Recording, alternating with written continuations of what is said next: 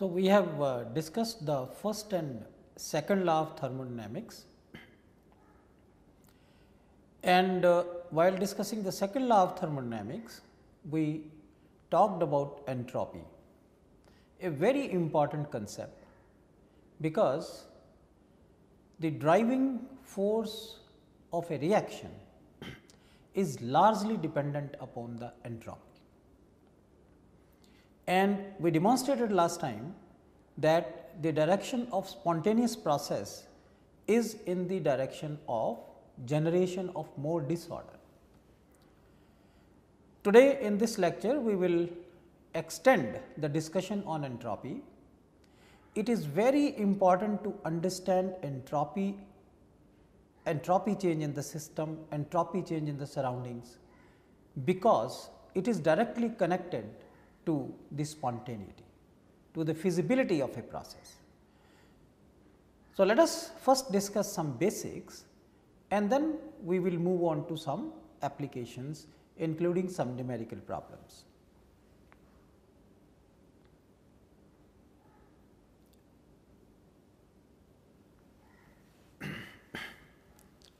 The second law of thermodynamics says that the entropy of an isolated system increases during the course of a spontaneous process.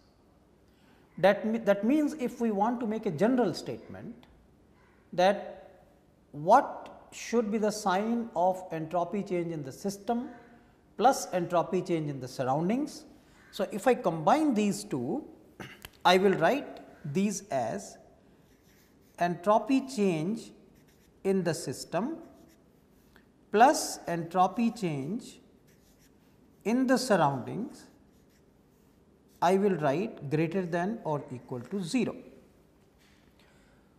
Why I am writing greater than or equal to 0?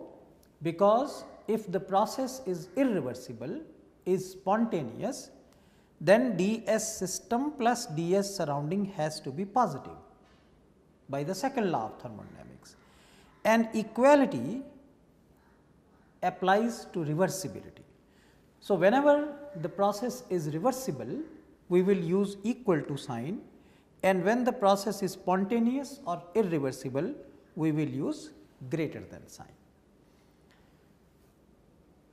Now, let us say that the heat change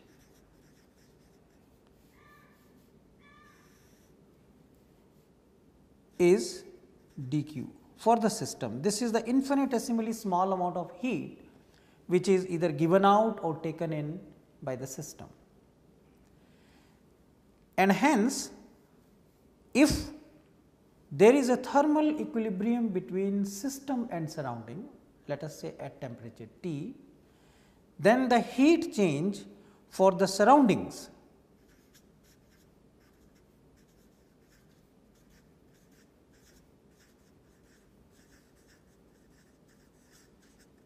the heat change is going to be minus dq, because if this is for the system, then the surrounding will be with a negative sign. And let us recall the discussion of the previous lecture. The heat change in the surrounding divided by the temperature is equal to the entropy change in the surroundings. That means, this is entropy change in the surrounding. Now, let us take a look at the slide. As I mentioned that in general, we can write ds system plus ds surrounding is greater than or equal to dq by t, and this equation comes by substituting ds surrounding into this equation. According to this, ds system minus dq by t is greater than or equal to 0.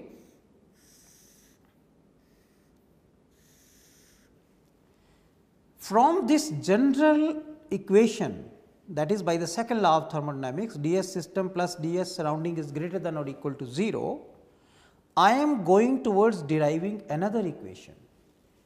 And now, if I rearrange this equation, then I get the equation ds system is greater than or equal to dq by t. This leads to the equation ds system is equal to greater than or equal to dq by t. That is what is mentioned on the slide, and this is called Clausius inequality.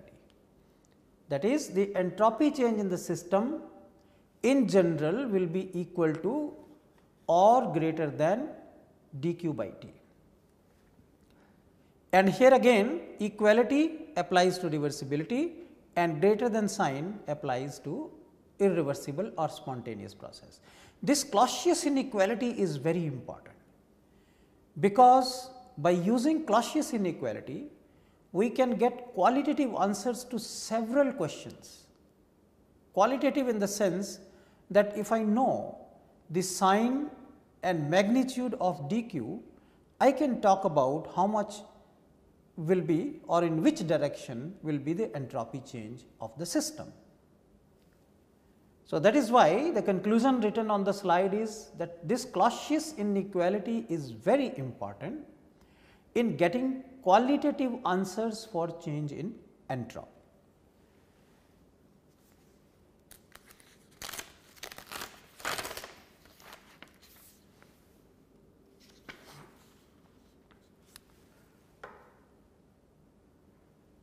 So, what kind of qualitative answers we can expect from Clausius inequality? Clausius inequality is ds.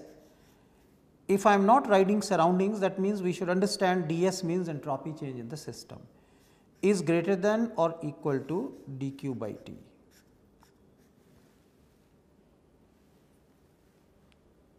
The question is comment on the entropy changes in number 1, adiabatic irreversible expansion of a gas. Adiabatic irreversible. Irreversible means I will use greater than sign. So, then I will write ds is greater than dq by t, because the process is irreversible, I am using greater than sign. And since the process is also adiabatic, adiabatic process means dq has to be 0, no exchange of heat between system and surroundings. So, the answer is ds is greater than 0, because dq is 0. You know, this is a common mistake which many times I have seen while discussing with several students, that whenever we say adiabatic process, generally one tends to consider that since there is no exchange of heat between system and surrounding, therefore, in each case the entropy change should be 0. No. Clausius inequality, this one, Clausius inequality gives qualitative answers. You see here the process is irreversible. So, therefore, I use greater than sign, and since the process is adiabatic, I put dq equal to 0. So, ds is greater than 0, and this is the driving force for the process. This is a different question, that how to calculate this change in entropy, we will deal with it separately.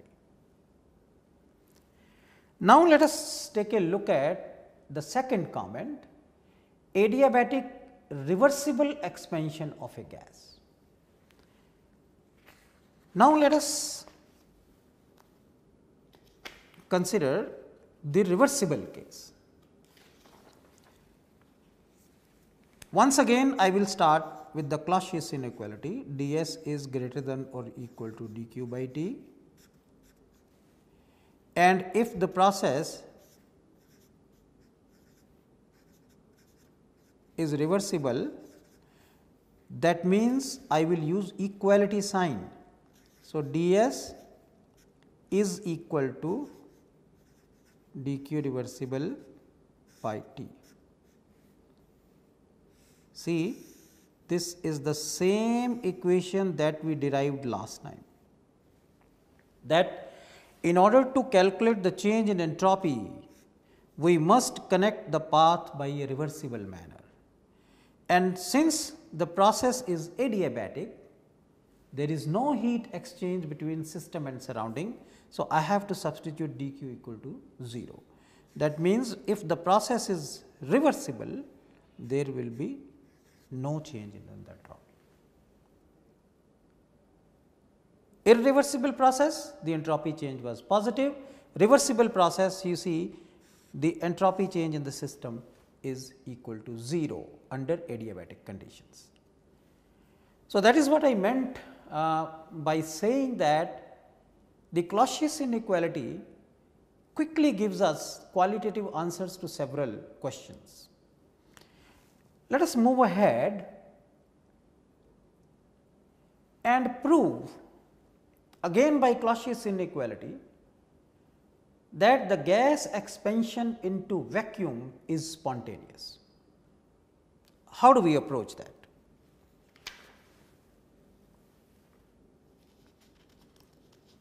Spontaneity in terms of entropy will be commented upon based on the entropy change in the system plus entropy change in the surrounding. If we want to comment on the spontaneity of a process in terms of second law of thermodynamics, we must calculate the entropy change in the system and we must calculate the entropy change in the surrounding. And if that turns out to be positive, then the process is spontaneous. So, here the question is to show that gas expansion into vacuum is spontaneous.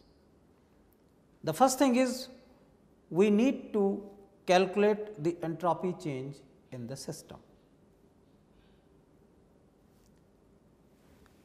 So, let me go back to the Clausius inequality, ds is greater than dq by t.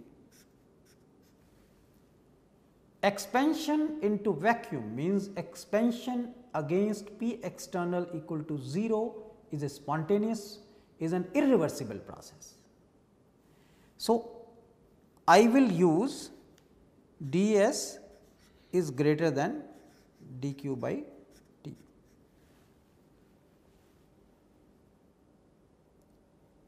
And if you remember, we also demonstrated last time that when a gas expands in vacuum, it is simultaneously both isothermal as well as adiabatic.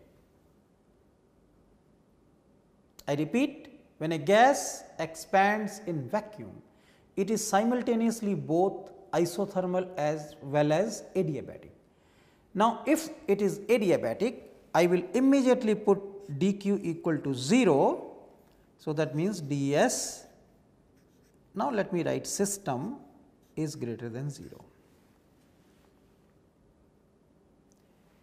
At the same time, ds surrounding,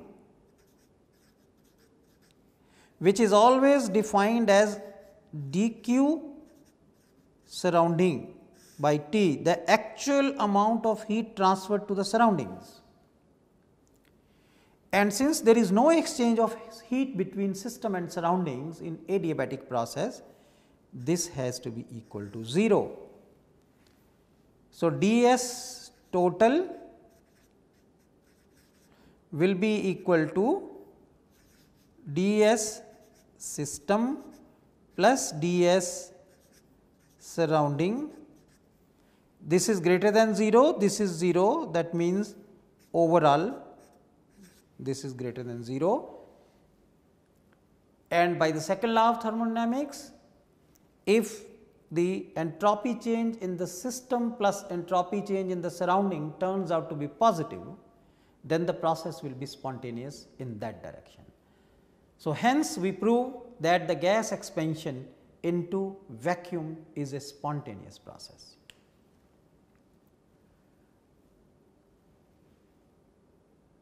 The next question is show that cooling, which is transfer of heat from hot to cold, is spontaneous. So, here also we need to show that the entropy change in the system plus entropy change in the surrounding is positive. So, let me consider that the hot body is the system and cold body is the surrounding, and the amount of heat transferred is, let me take the magnitude, is Q. And when there is a transfer of heat from a hot body, it is losing heat, right. So, therefore, entropy change will be equal to, it is losing minus this much amount of heat divided by Th. Th is the temperature of the hot body.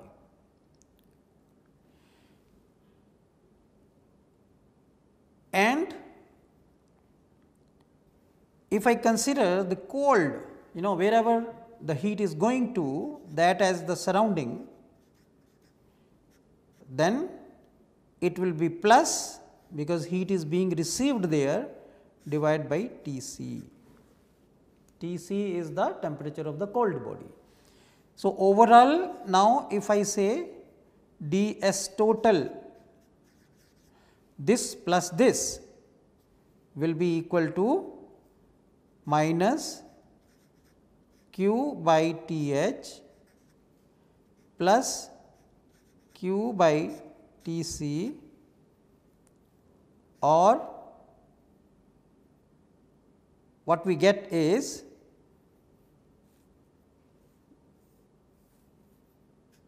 ds total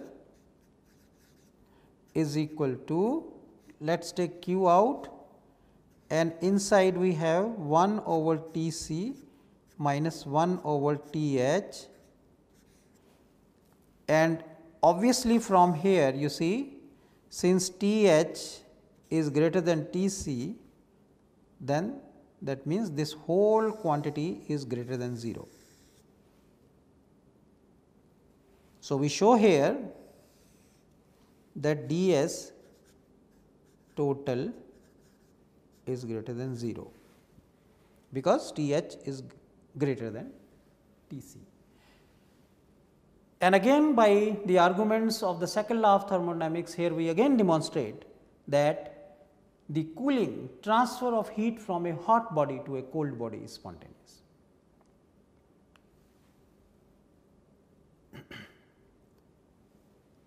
So, once again emphasizing on how to prove that a given process is spontaneous in terms of second law of thermodynamics, we need to show that entropy change in the system plus entropy change in the surrounding is greater than 0. We will need to calculate the entropy change in the system, and we will need to calculate entropy change in the surroundings, add up the both. If it turns out to be positive, then the process is spontaneous in that direction.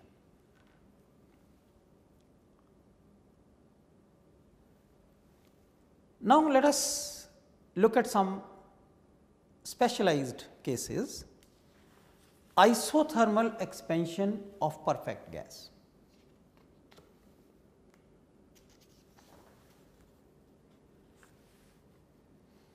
We want to derive an equation to calculate entropy change when there is an isothermal pressure volume change for a perfect gas. So, what we will do is, we will start with the definition of change in entropy. ds is equal to dq. Remember that we always have to put subscript reversible divided by the temperature. This is the general expression. Now, let me use the first law, du is equal to dq plus dw, and since we are dealing with isothermal expansion, isothermal case, the internal energy does not change. Isothermal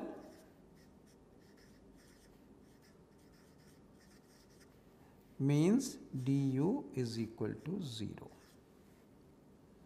So, therefore, what I have is dq according to this equation, if I put reversible sign, is equal to minus dw. Let me again use reversible, and dw is minus pdv. So, it becomes plus pdv. In other words, dq reversible is equal to, here P, use the ideal gas equation, PV is equal to nRT. So, P is equal to nRT dV by V. This is what we get, and this I will now substitute over here, and let us see what do we get. What we get is ds is equal to nRT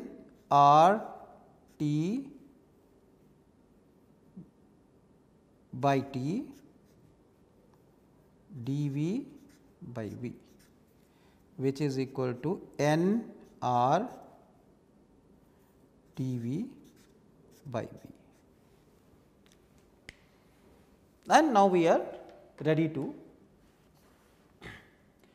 calculate the entropy changes. Since ds is equal to dq reversible by T,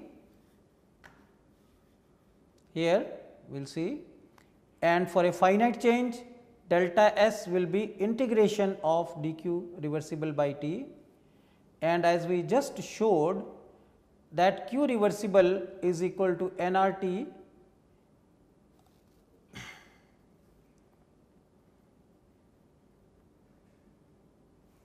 and what we show here is now I integrate here and I integrate from V I to V F. So, what we get is the equation, or I can write here, is equal to n r log V final over V initial. So, what we have derived now is, let me write on a fresh page, is that delta S is equal to n r log V final over V initial. This is the expression or equation to be used for calculating the entropy change in the system when the gas expands under isothermal conditions.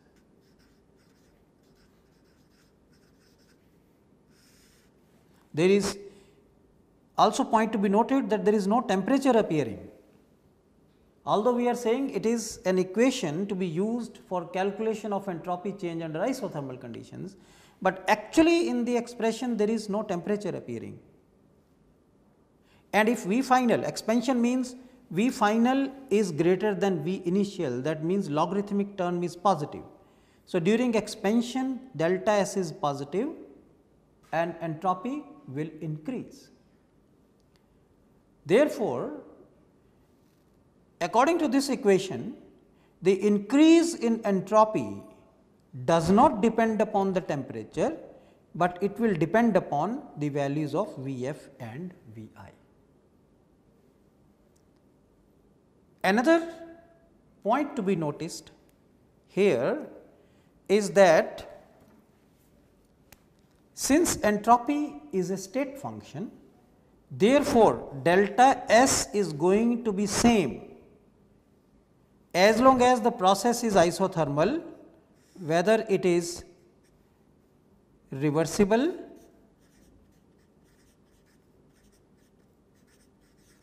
or it is irreversible.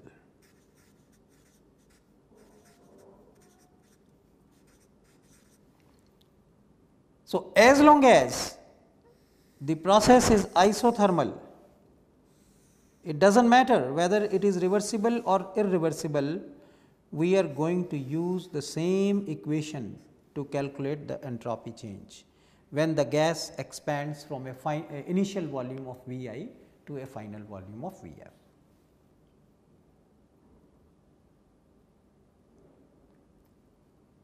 Now, let us take another special case of entropy of phase transitions. What is a phase transition? A phase transition is a transition at which the phase of a system changes, the state of a system changes from one phase to another phase.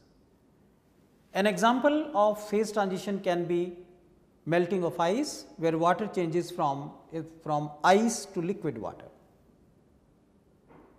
And as we can see in the slide, that at transition the two phases are in equilibrium. That means, if I talk about any substance A and this is in the solid form at any temperature, let us say at its freezing temperature, and it melts, A goes to liquid form at freezing temperature, this is a phase transition. And phase transition is a reversible process. But what is happening here is, it is only the molecular order changing. Going from solid to liquid, the order is decreasing. If it is reverse, going from liquid to solid, the order is increasing. So, there is a change in the degree of molecular order. Since the process is reversible, occurring at constant pressure, so whatever is the change in heat, since it is at a constant pressure, this is equal to dH, or I will say Qp is equal to delta H, which is at a temperature Tf. Another property of phase transition is that whatever heat is supplied, that is used to change the phase of the system. In changing from solid to liquid, it does not change the temperature. You know that the transition takes place at a single temperature, unique temperature, that is whatever is the phase transition temperature. So, therefore, if I now write ds is equal to dq reversible by T, or if I write delta S as integration from initial to final dq reversible by T dt,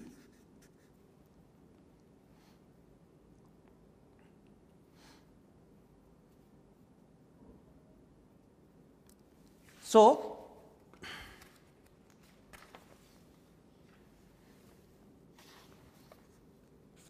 once I have ds is equal to dq reversible by T, then delta S is equal to q reversible by T, and at phase transition I will write delta S of transition, this is equal to delta H of transition, Qp is equal to delta H divided by the transition temperature. This is how you calculate the entropy change in the phase transition.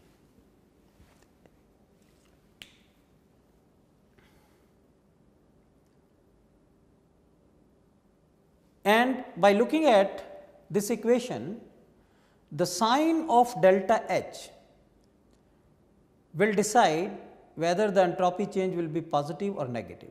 For example, freezing is exothermic. Exothermic is delta H is less than 0, is negative.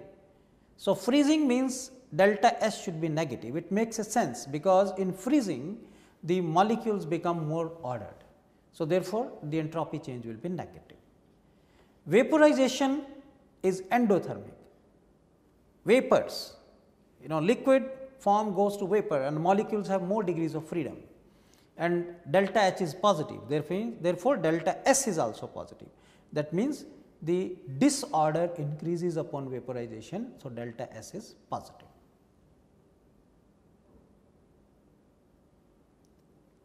Let us take a look at this table. In this table, the values of entropy of vaporization for several liquids is given. And if we notice in the first 4 rows, the value is approximately near 85 joules per Kelvin per mole. For a variety of liquids, this value is about 85 joules per Kelvin per mole.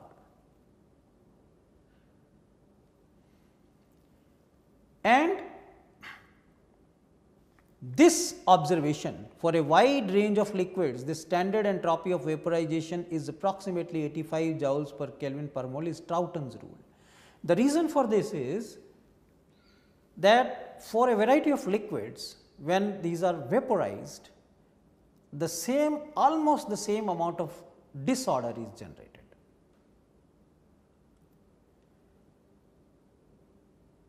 Whereas, if we take a look at the value of for water, you see water value is about 109.1 joules per Kelvin. This is much higher than 85, and the reason for this is that in water there is, in liquid water, there is an extensive amount of hydrogen bonded network, and therefore, when water liquid is converted to water vapors, that hydrogen bonding is broken and a large amount of disorder is generated. That is why for water the value is 109, it is much more than what is predicted by the Troughton's rule. Another deviation here is methane. Methane value is plus 73.2, and the value for methane is low. A part of reason is the low standard entropy of vaporization assigned to the low value of the entropy of the gas itself. That is, the gas itself has a small amount of entropy, it is low entropy, and this is connected with moment of inertia. These you will study later on. We have already discussed for water, the value is high because of a large amount of generated disorder as a result of breakage of extensive hydrogen bonded network. The entropy change for phase transition, this is very important, not only in discussing the phase changes in solid, liquid, liquid vapor, etc. The phase change can be within the solids also. For example, carbon graphite converting to carbon diamond, that is a phase change. When we talk about even biological system, a protein from its native structure goes to an unfolded structure, that is also a change which is like a phase change. A nucleic acid unfolds, that is also like a change which can be treated as a phase change. So, in those cases we will later on demonstrate through several applications and several numerical problems that it is possible to calculate the value of entropy of phase transition, and then this value can be used to connect various thermodynamic parameters which are very, very important in predicting the feasibility, spontaneity of a process under the given conditions of temperature and pressure. We will continue our discussion on entropy further and connect these various basic principles that we have discussed with applications. Thank you.